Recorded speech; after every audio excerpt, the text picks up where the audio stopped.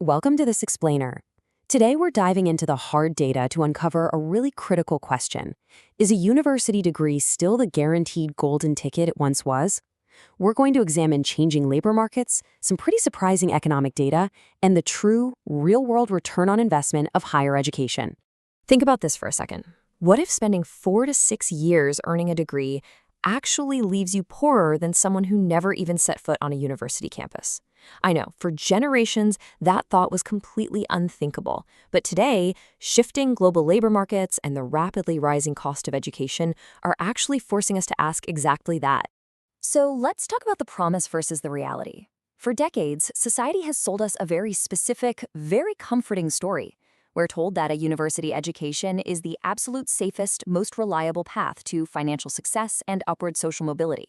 We've basically been conditioned to associate degrees with prestige, just assuming that graduates will inevitably out-earn their peers. And, millions of students sign up for this promise every single year.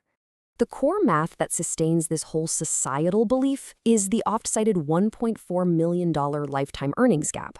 According to labor statistics, that is the average learnings difference between bachelor's degree holders and those with just a high school diploma.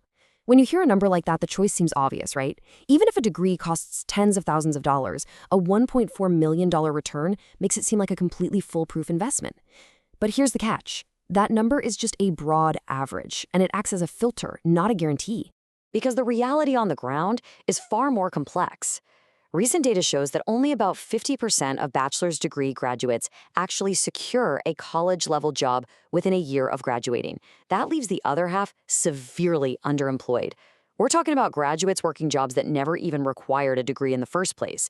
This incredibly high risk of underemployment really proves that the traditional promise we've all been sold is fracturing. Which brings us to the degree inflation problem. To understand exactly why millions of expensive degrees are losing their expected value on the open market, we have to look at a massive systemic flaw in how employers actually hire today. Have you ever heard of credentialism or up-credentialing? This happens when employers place arbitrary educational requirements, like a 4-year bachelor's degree, on middle skills jobs where the actual day-to-day tasks haven't fundamentally changed at all. Over time, as more people get degrees, employers start using the degree as a lazy proxy to screen applicants.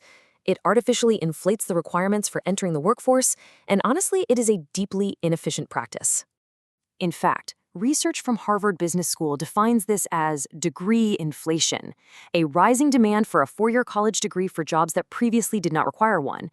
It creates a massive barrier to entry. It locks out capable, experienced workers simply because they lack a piece of paper, while simultaneously devaluing the degree itself because it's now just a baseline requirement for entry. And it's wild when you see how this plays out in the real world. Research analyzing millions of job postings found that 67% of postings for production supervisors demand a college degree. Yet only 16% of the people currently employed and succeeding in that exact role actually hold one. The hiring requirements are entirely disconnected from the reality of the work. Now let's explore the hidden college risk. When counselors and society push young people toward higher education, they almost exclusively focus on the success stories. But in doing so, they're ignoring a massive financial hazard. The traditional promise completely ignores the risk of failure. Let's say you enroll in a university and end up dropping out. The consequences are severe. You're suddenly saddled with mounting, inescapable student debt. You've lost critical years of potential early earnings while sitting in a classroom.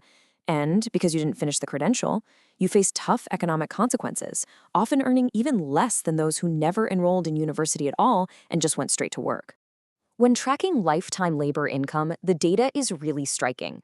Because of the high dropout risk and years of lost income, the average person who merely starts a university degree trails financially behind peers who start vocational training for decades. Beginning a degree is, quite literally, a financial gamble. Weighing these opportunity costs side by side makes the hidden danger absolutely glaring. An unsuccessful university student loses years of time, takes on crushing debt, and significantly delays their entry into the workforce. Contrast that with an early earning apprentice who gains immediate entry into their field, generates compounding financial gains, and carries absolutely zero tuition debt.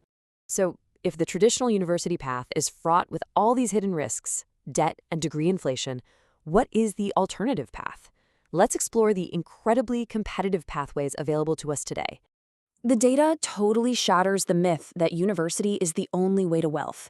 When looking at completed paths, craftsmen and technicians actually out-earn university graduates for a huge portion of their working lives. University graduates only manage to break even and surpass the craftsmen very late in their careers, often not until they hit their 50s. This highlights what we can call the vocational advantage. Step 1, you start earning early in life, building capital instead of debt. Step 2, you completely avoid the massive tuition burden that cripples so many young adults today. And step 3, which is incredibly strategic, you leave the door open for educational upgrading later. Many vocational workers pursue targeted degrees later in life, allowing them to match or even surpass university outcomes without taking on that early life financial risk. All right. So what does this mean for the future of work? Well, the global reliance on university credentials is fundamentally shifting right before our eyes, and the rules of the game are changing rapidly. Now, to be absolutely clear, degrees are not completely worthless. They remain absolutely vital for licensed, regulated fields.